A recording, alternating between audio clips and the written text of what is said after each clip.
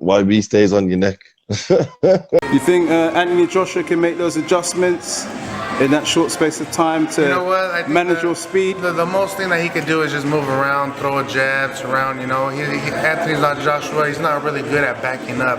He's not a backup fighter, and I'm the kind of fighter that likes to put pressure and backs up fighters. So whatever he tries to do, I know we're gonna make the adjustments and we're gonna overcome that. Yo, my dance! Make sure you hit that like button, comment, subscribe, and obviously hit the bell for notifications. So we just heard there from Andy Margin Boo Ruiz. Now, to be fair to the cat, I gotta be honest, this one right here isn't gonna be a muggy one for Andy Ruiz. Andy Ruiz can undo his coat and relax and just de-stress. He can relax his shoulders on this one. Normally, when Andy Ruiz tunes into the YB, obviously he does tune in. I've got exclusive sources have already confirmed the YB is an avid.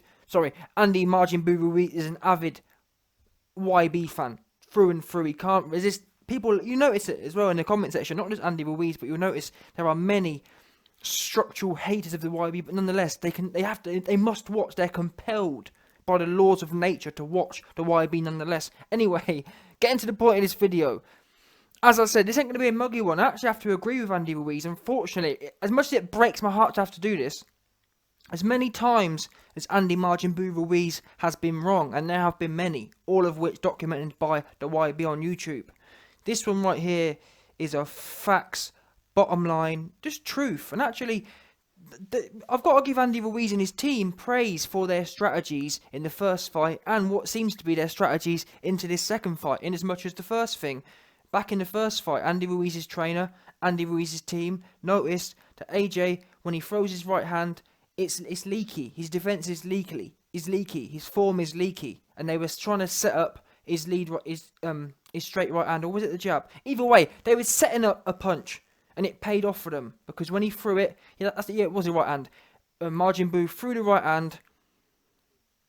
Ruiz timed it with a left hook and caught him right on the temple. And everyone says, "Oh, well, YB? It's only because AJ got caught on the temple." Yeah, but it's not a simple case of a lucky punch. It's a simple case of AJ's defense is leaky. And I did a whole video. I broke the whole fight down on Patreon. Quick plug on that. But all jokes aside, I broke the whole fight down. And that was one of the key things. AJ's form is leaky. Ruiz snuck in the left hook behind AJ's guard a few times. It happened in the first round as well. But unfortunately, luckily for AJ, he didn't get concussed in the first round. But the more times it happens, the more likelihood of concussion, and also the accumulation of shots mean you're more likely to be more seriously damaged. Simple as that. Now, not only I've just basically broken down everything which is not relevant to this next fight. But that was what I'm trying to say is Ruiz's team, they're getting their tactics. They're understanding AJ pretty well. That said, AJ's team don't seem to be understanding Ruiz very well. But luckily, I'm here to point out where he's going wrong. YB's overly qualified for this position. Having never boxed a day in my life, I'm very qualified to make these assertions. Anyway, so as I was saying, Andy Ruiz here says, AJ... He points out perfectly. Just like let's get it right as well, because to be fair to Andy Ruiz, not just him, Dillian White said similar things about AJ's right hand. Yeah, you can time it. Another thing, never mind Ruiz's left hook. What did Dillian White catch AJ with? A left hook. So these holes, and this people criticising me, "Oh, YB, you're being unfair to McCrackhead." How is it? Dillian White caught AJ with a leaky left hook, and it wasn't as if, I'm not being funny, Dillian White's left hook now is very elite, but back then it was leaky. 2015, his left hook wasn't all that either. It wasn't that short or sharp. It was it almost looked like a Deontay Wilder left hook, to be honest, because back then, Dillian White was much more of a brawler. He hadn't been refined by the great Mark Tibbs yet. Now, 2019, his left hook's a lot sharper and a lot more timey and whatnot, but back then he was just throwing shots.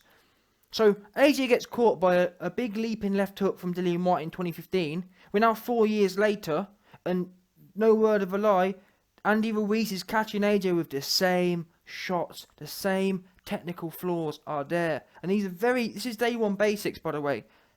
Having a guard to catch a left hook, it's day one stuff here. And you can watch the fight yourself and see how many times it's in the first round. And one of the final punches, in round 3 as well, he gets caught with a left hook. Somehow Andy Ruiz gets it right in between AJ's guard, because AJ's guard isn't where it should be. So, my point is, this guy here has, his team have got things consistently on point. And this is the next thing they've called out for this next fight coming December 7th. And I think it's my duty now to, cause if AJ's team ain't putting it out, if they ain't clocking right there, we got caught with this shot 4 years ago, and now we've been caught again with it 4 years ago. They're not doing what needs to be done, in my opinion. And now we've got Ruiz making another classic, a true classic point, which actually says exactly what I'm saying for what I've been saying since the first fight. He says, AJ is not a going back fighter. AJ cannot fight going backwards. All he can do is run around and jab a bit, and that's the truth of it. And even that, running around and jab a bit, I don't even think he can do that because of the conditioning and because of different fight. It's not, people forget, I've had loads of people who have been saying to me, oh yeah, well, AJ needs to fight long and go back. That's not who he is. That's great. Principle-wise, that might be what you believe principally, but just because that's what working principle doesn't mean that's the kind of fighter you are. Same as Mike Tyson. I know AJ's taller, but still, it doesn't matter. Look at AJ's build. He's not built like a tall, I'm going to flick a jab in your face. That's an example. Wilder would be much better, is much better genetically speaking, to try and do that jab business and go backwards, because he hasn't got the thick legs, he hasn't got the thick arms, he hasn't got the thick chest. But AJ's build, he's made to be doing, he's made to have sharp feet, but stepping forward. He's not made to be bouncing on his toes. It's like, imagine seeing he does, not being funny, he does look like a bodybuilder. And that's not a criticism, that's just, he's powerful. But you have to use that. Being powerful you have no power going backwards. That's the first thing they teach you in boxing. There's no point punching going backwards, because you ain't going to do no damage. And that's why Fury, his whole career, even, to be honest, even when Fury comes forward, he don't have no power, as we saw against Wallin. But still, Fury, his whole game is go backwards and trickle a jab. That's how you win. That's how you win fights, nip and tuck. That's not how you dominate people, though. No one's ever dominated someone on the back foot. No one has, ever. It's impossible. Because your power is when you're stepping through with it. What's the point throwing a shot if you're half backing out the back door? And that's what AJ was doing this whole night against Ruiz. Not only was his punch output low, also, when he did throw a jab, he wasn't committing with it like he used to do. Watch how when he fights Charles Martin. Even the Klitschko fight, he was a lot more committal to the shots. This fight, he was kind of like Tyson Fury does, trying to nip a jab in and then step out. Way too defensively, not aware, but way too defensive. Simple as that. And I actually think what's happened with AJ is, and I've coined this term myself, I believe there is a phenomenon within all sports. It's like the champion's curse. Champion's curse is essentially where people become champions and then they start like, not getting lost with the fame, but they start like wanting to defend the titles. And we see this a lot in UFC. You have fighters who come up, they're really explosive, like GSP, Tyron Woodley, or pick anyone. They come up, or even John Jones, a great example. That's probably the best example. They come up on their way up before they're champions. They're knocking people out, really explosive finishes, really explosive fights. Then they get the championship, and it all becomes about, defend the title. Rather than going and having that hungry mentality, it becomes about, I must now defend the titles. And then what you notice is their fights start going the distance. They start actually having closer fights because they haven't got that ferocious mindset. And look at AJ's career as an example. He wins the titles in 2016. The Klitschko fight's pretty close, and then the Parker performance. See what I'm trying to say?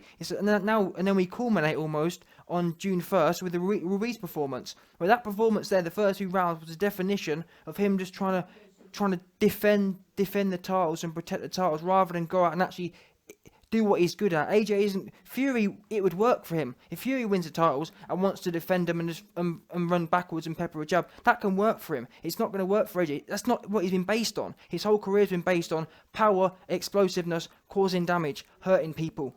That's what he's built for. Look at the frame of him. Pure explosiveness. No messing about there. And Andy Ruiz essentially tells AJ what he shouldn't be doing.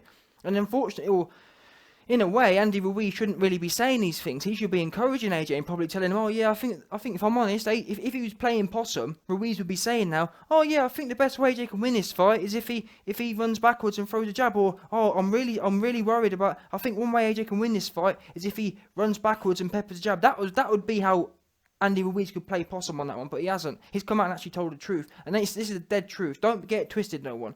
Please don't think that this is Andy Ruiz hoping AJ runs backwards. Well, this is